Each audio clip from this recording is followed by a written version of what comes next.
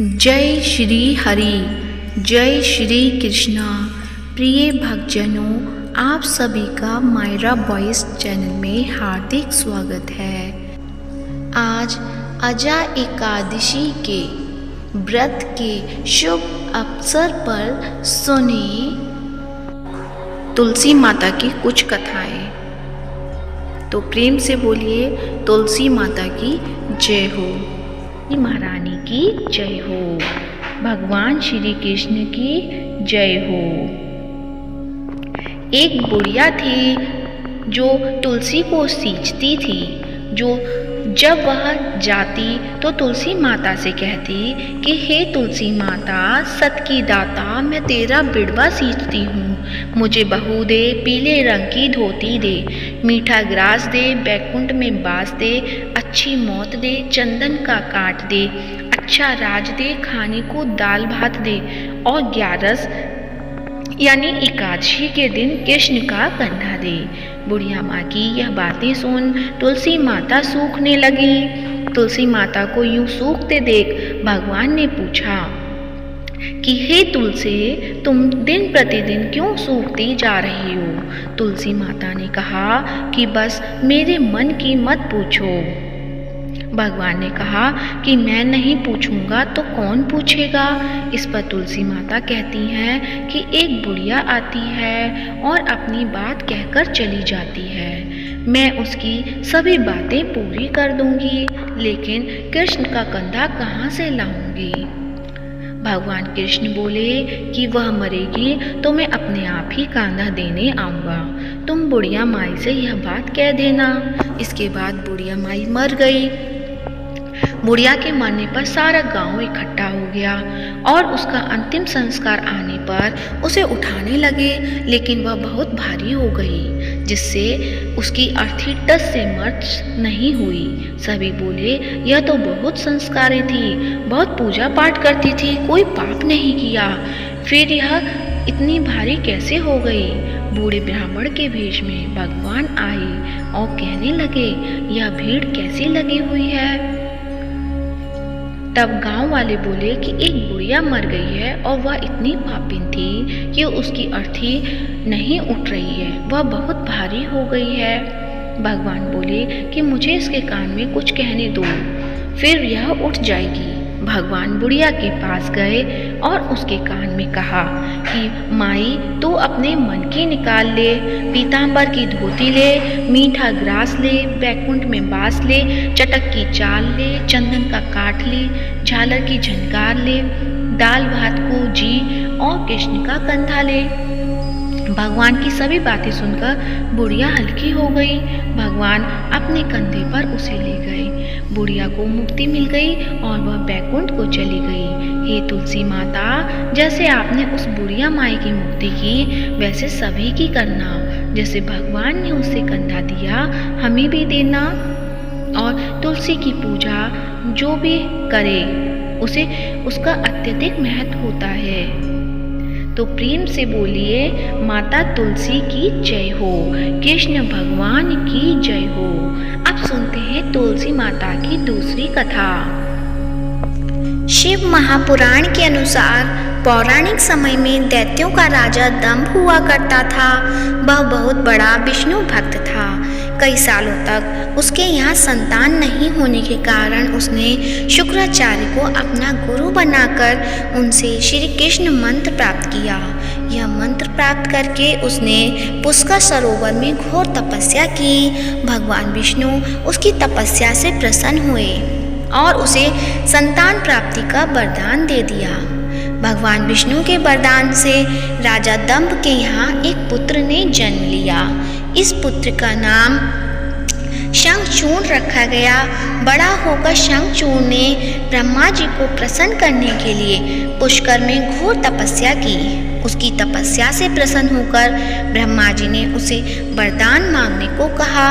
तब शंखचूर्ण ने वरदान मांगा कि वह हमेशा अजर अमर रहे, वह कोई भी देवता उसे नहीं मार पाए।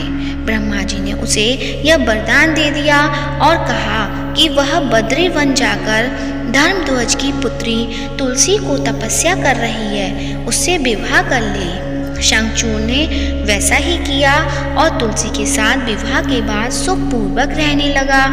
उसने अपने बल से देवताओं, असुरों, दानवों, राक्षसों, गंधर्वों, नागों, किन्नरों, मनुष्यों तथा त्रिलोकी के सभी प्राणियों पर विजय प्राप्त कर ली। वह भगवान श्री कृष्ण का परम भक्त था। शंखचूड़ के अत्याचारों से सभी देवता परेशान होकर ब्रह्मा जी के पास गए और ब्रह्मा जी उन्हें भगवान विष्णु के पास ले गए।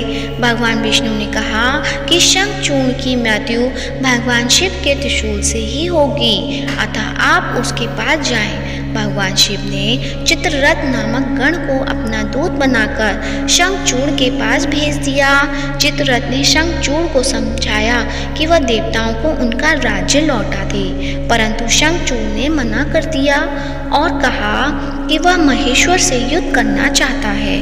भगवान शिव को जब यह बात पता चली तो वे युद्ध के लिए अपनी सेना लेकर निकल पड़े। इस तरह देवता और दानवों में घमासान युद्ध हुआ, परंतु ब्रह्मा जी के वरदान के कारण शंखचूड़ को देवता नहीं हरा पाए। भगवान शिव ने शंखचूड़ का वध करने के लिए जैसे ही अपना त्रिशूल उठाया, तभी आकाशवाणी हुई कि जब तक शंखचूड़ के हाथ में श्री हरि का कवच है और इसकी पत्नी का अस्तित्व अखंडित है, तब तक इसका वध असंभव है। आकाशवाणी सुनकर भगवान विष्णु वृद्ध ब्राह्मण का रूप धारण कर शंखचूड़ के पास गए और उससे श्री हरि का कवच दान में मांग लिया। शंखचूड़ ने वह कवच बिना किसी संकोच के दान कर दिया। इसके बाद भगवान विष्णु शंखचूड़ का रूप धारण कर तुलसी के पास गए। शंखचूड़ रूपी भगवान विष्णु ने तुलसी के महल के द्वार पर जाकर अपनी विजय होने की सूचना दी। यह सुनकर तुलसी बहुत प्रसन्न हुई और पति रूप में आए भगवान का पूजन किया, वह रमण किया। ऐसा करते ही तुलसी का अस्तित्व खंडित हो गया और भगवान शिव ने युद्ध में अपने त्रिशूल से शंखचूड़ का वध कर दिया। तब तुलसी को पता चला कि वे उसके पति नहीं हैं, बल्कि वे तो भगवान विष्णु हैं। क्रोध में आकर तुलसी ने कहा कि आपने छल पूर्वक मेरा धन भ्रष्ट किया है और मेरे पति को मार डाला, अतः मैं आपको श्राप देती हूँ कि आप पाषाण होकर धरती पर रहें। तब भगवान विष्णु ने कहा, देवी, तुम मेरे लिए भारतवर्ष में रहकर बहुत दिनों तक तपस्या कर चुकी हो। तुम्हारा यह शरीर नदी रूप में बहकर गंडकी नामक नदी के रूप में प्रसिद्ध होगा। तुम पुष्पों में श्रेष्ठ तुलसी का वृक्ष बन जाओगी और सदा मेरे साथ रहोगी। तुम्हारे शाप को सत्य करने के लिए मैं पाषाण यानी शालिग्राम बनकर रहूँगा। गंडकी नदी के तट पर मेरा वास होगा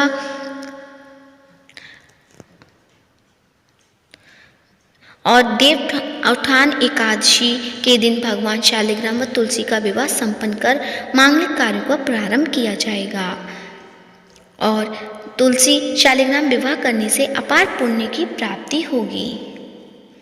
तो प्रेम से बोलिए,